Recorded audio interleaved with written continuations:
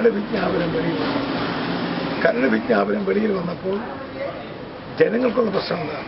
വസിക്കുന്ന മേഖലകൾ പരിസ്ഥിതി ലോല പ്രദേശങ്ങളാക്കരുത് എന്നതാണ് ജനങ്ങളുടെ ഒന്നാമത്തെ ഡിമാൻഡ്. രണ്ടാമത്തെ ഡിമാൻഡ് കാർഷിക ഭൂമി ESI പെടുത്തരുത്. മൂന്നാമത്തെ ഡിമാൻഡ് തോട്ടങ്ങളെ പരിസ്ഥിതി ലോല പ്രദേശങ്ങളിൽ ഉൾപ്പെടുത്തുക. ഇത് മൂന്നും തത്വത്തിൽ അംഗീകരിച്ചുകൊണ്ടുള്ള ഒരു തീരുമാനമാണ് കസ്തൂരിരംഗൻ റിപ്പോർട്ടിന്റെ കരട് വിജ്ഞാപനത്തിൽ വന്നിട്ടുള്ളത്. ഉമ്മൻ കമ്മിറ്റി ഇതിനെ അന്വേഷിച്ച് ഫിസിക്കൽ വെരിഫിക്കേഷൻ നടത്തിക്കൊടുത്ത റിപ്പോർട്ട് കേന്ദ്ര ഗവൺമെന്റ് അംഗീകരിച്ചു. ഞാൻ ഉറപ്പിച്ച് പറയാം, ഒരാശങ്കയും വേണ്ട.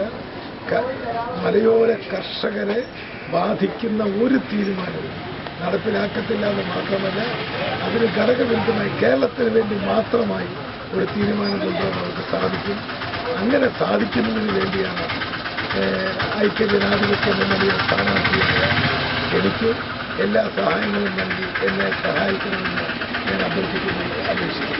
പക്ഷേ CPIയുടെ പല നേതാക്കളും പാരിസ്ഥിതിക വിഷയത്തിൽ ഞാൻ എടുത്തിരിക്കുന്ന നിലപാടിന് ഘടകവിരുദ്ധമായി മാധവ് ഗാഡ്ഗിൽ കമ്മിറ്റി റിപ്പോർട്ട് വരെ നടപ്പിലാക്കണമെന്ന് ആഗ്രഹിക്കുന്ന CPIയുടെ വലിയൊരു വിഭാഗമുണ്ട്.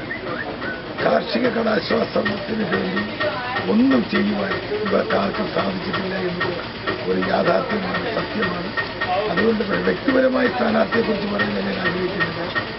ഞങ്ങൾ മുമ്പോട്ട് നീങ്ങുന്നത് തികഞ്ഞ ആത്മവിശ്വാസത്തിൽ കർഷക ജനതയുടെ ആശങ്കകളെ അകറ്റി മുമ്പോട്ട് നീങ്ങുകയാണ് ഞങ്ങളുടെ ഒരു അജണ്ട. അവിടെയാണ് എനിക്ക് വോട്ട് ചെയ്യണമെന്ന് ഞാൻ പറയാം.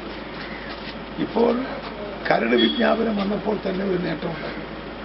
ഇനി ഫൈനൽ വിജ്ഞാപനം വരണം, അവസാന വിജ്ഞാപനം വരുമ്പോൾ ഇതെല്ലാം പഠിച്ച് ഇതിനുവേണ്ടി പ്രവർത്തിക്കുന്ന ഒരു MP വയനാടിന് ആവശ്യമാണ്, തിരുവമ്പാടിക്ക് ആവശ്യമാണ്. അതിനാണ് എനിക്ക് അവസരം നൽകണമെന്ന് ഞാൻ പറയുന്നത്. ഫൈനൽ വിജ്ഞാപനത്തിൽ ധാരാളം കാര്യങ്ങൾ ചെയ്യേണ്ടതായിട്ടുണ്ട്. അത് ചെയ്യാൻ എനിക്ക് വേണ്ട മാൻഡേറ്റ് കിട്ടണം എന്നാണ് ജനങ്ങളോട് പറയുന്നത്.